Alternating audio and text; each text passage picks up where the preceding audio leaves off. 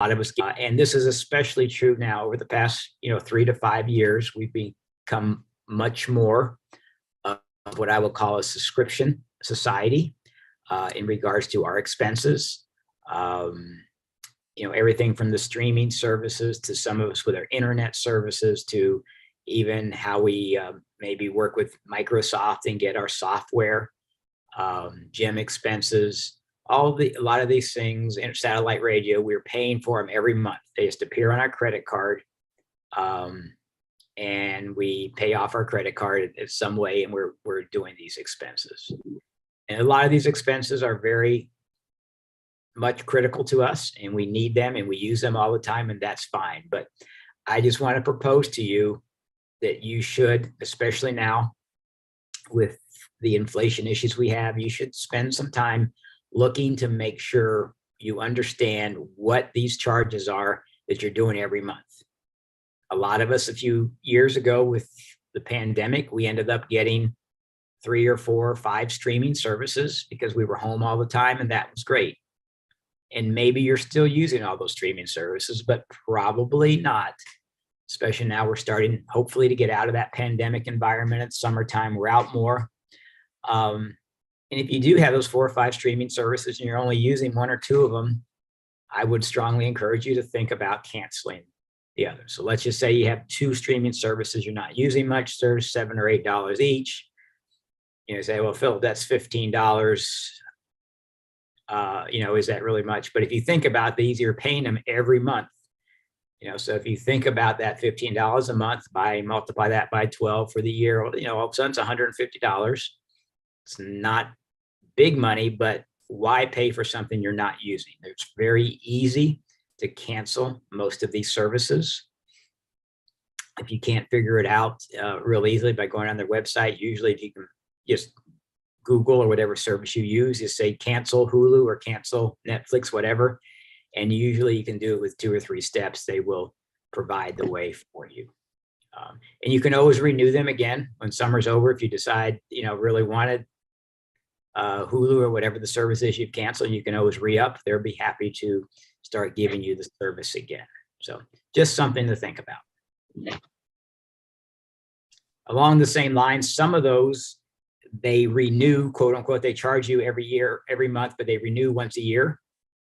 And that renewal is really a code word for increasing the price, right? They're going to start charging you more per month, that once a year annual thing. So I would encourage you to think about that renewal. I personally contact via phone. I found phone the most efficient way to do it, easier than text. But for some, again, it's your own personality. Maybe you would think it's easier to text. And I usually contact them and try to get that price reduced. And candidly, I'm pretty successful in doing it. I'm very polite, not challenging. I'm succinct to the point. They don't want to be on the phone very long. I just basically tell them something along the lines, I really like their service. I know they're going to increase my rates. I really think the price I was paying before is the proper price for the services. I want to continue to use them. What can they do to work with me? So I'm not challenging them. I'm not in any way saying I'm not going to use your service if you don't work with me. I'm doing just the opposite. I'm handling it from a positive standpoint. That's what works for me. Typically, they'll come back and offer me something halfway between the new price they're quoting and the old price. And I just quickly say, I appreciate it. Thanks for working with me. But I really think the price I've been paying is appropriate. And almost all the time they go back down to that price. Now, if you do this year after year with the same vendor, which I do, after 2 or 3 years, they will probably increase the price a little bit, which is fair. I'm not here to have somebody not, to go out of business, but I want to protect my own money also. So just something to think about. Now, if your personality isn't one that likes to make those phone calls and you're uncomfortable doing it, and there's some people that are, there are some services that will do it for you. Of course, they will then take a percentage of the savings.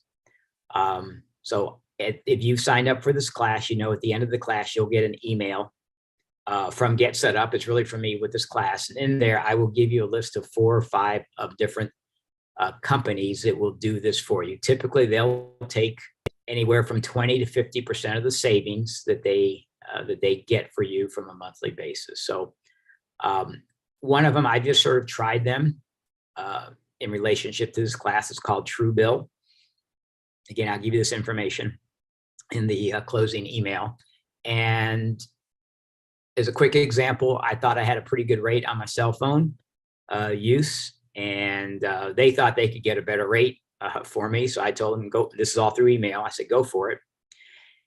And they came back a couple times and said, we're working on it. And I think I did have a pretty good rate. They could not get the rate down, but they did convince the company to give me a one-time $10 loyalty discount. So no skin off my back. I didn't do anything other than respond to 2 or 3 quick emails saying, do what you want to do.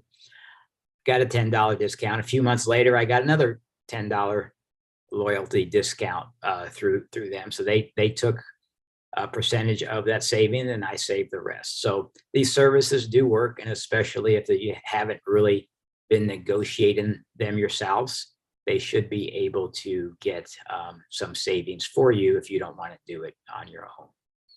So a couple of those different vendors, I will send them to you in the closing email.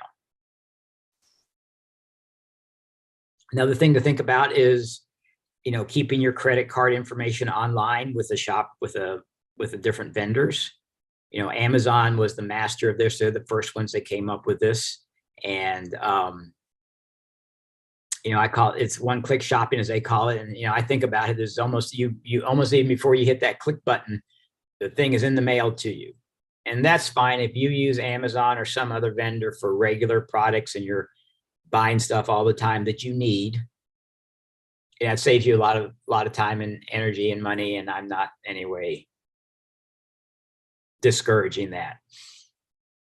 But if you have some vendors you only use a couple times a year and you have all your credit card information with them and you have the one-click shopping with them, I would just encourage you to think about not doing that going forward, or maybe even to cancel it with that particular vendor.